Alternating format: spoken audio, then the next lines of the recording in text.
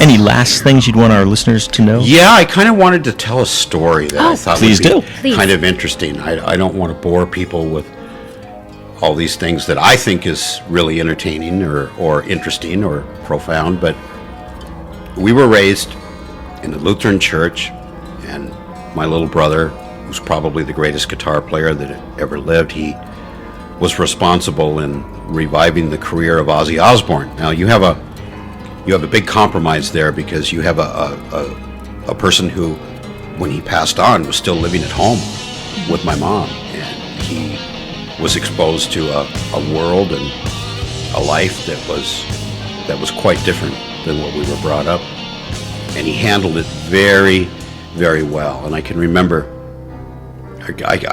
asking him, you must see some things that are a very big challenge to you. What tell me something that you saw that you said to yourself, I can't believe I'm seeing this. I can't believe I'm living through this. So he told me about a concert they did in Germany, and they said that somebody brought Ozzy a gift, and they put it up on stage. And I said, well, what was it? And he said it was a dead goat. And I said, they brought Ozzy a goat? And he said, yeah. And I said, what did you think about that? He said, well, they were bikers and stuff like that, and a lot of motorcycle gangs there. And he said, I don't know how I got here. I don't know how I got to this. He goes, what a journey this has been. What a different thing this is than all the stuff that we learned when we were kids. Mm-hmm. But it actually made him stronger in his faith. It inspired him, and it even made him more determined and more secure in his faith. He actually was a fairly devout person, and you wouldn't think that. Oh, the kind of music he does, the way he looks, he just couldn't be, but he was.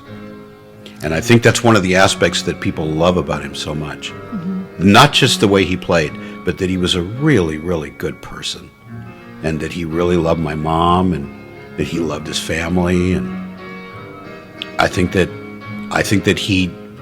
to be an Ozzy was a dual thing for him. I think that it was a career opportunity so that the world would be able to witness his talents. Mm-hmm. I think it was a way to catapult him before the public, and I also think it was a way to test him. Mm-hmm. And I think it was a way for him to be secure in his beliefs, and what he thought. If you think he'd gone on and lived, do you think he would have eventually come into like a Christian realm for music, or even classical like what you do? I think that that's very possible, and actually he was headed that way. He'd already told Ozzy he didn't want to tour anymore. Mm-hmm. And he said that he would make records with him, but Randy got profoundly into classical guitar in the last 2 years of his life. And he got to the point where he was seriously talking about quitting the road and going to get his degree. He wanted to get his degree at UCLA, like Mom did. Mm-hmm. So that's what he wanted. He wanted to go and get his degree in classical music, and of course his way to do that would have been to get a degree in classical guitar. Now, that story is beautiful, because what that tells me is that I believe that what you said is true. You know, God puts us in certain situations so we can fall back in our soul and say, this is home or this is not home. So the fact that he shared that with you, did that give you peace in knowing after he passed that you had faith that he's home with Jesus the Lamb? I never had any doubt that he went from this plane and God took him back. I never had any doubt about that. In fact, in many interviews and magazine articles, I've said that very same thing, and I have no doubt about that. The sad part about it is of course that we miss him terribly every single day, and it's tough for us, but God takes children back too, and we just don't understand how that can be. Our limited conception and knowledge doesn't permit us to really fully understand that, especially parents of a small child. But there's a greater scheme.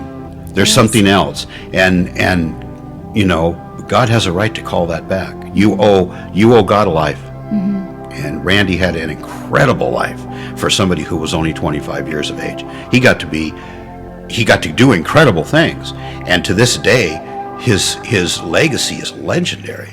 You can't go very many places where they don't know that name. Yeah. But he owed God a life, and God can take it back whenever he wants. And he needed it back, and Randy was done here. Randy was done here. He was ready to move on to the next thing. And I think that type, when you're dealing with suffering and pain in a family, I think there's consolation in knowing that that's where your faith comes forth, and saying that God had a bigger job for him to do in heaven. He had a bigger job for him more. to do. Right. That's exactly right. That's the only way I can look at it. So it behooves us, mortals that are still here, to really enjoy. And it's easy to say this and hard to do it. Because, you have days where you go, I don't want to do this, I don't want to do that, I got to do this, it's boring, tomorrow's going to be boring. But it really, you got to kind of like really think about this. We get to be here. We get to do this. So, and we're on a shame journey. on us if we don't appreciate it. No, you're absolutely right. We are. We're on a journey to get back to heaven. We're on a journey. That's exactly right. Thank you for sharing that. My pleasure. I thought that might be pertinent to our Yes. to our conversation here today. Well, Kelle, thank you. Thank you And very God much. bless you and your family and your work.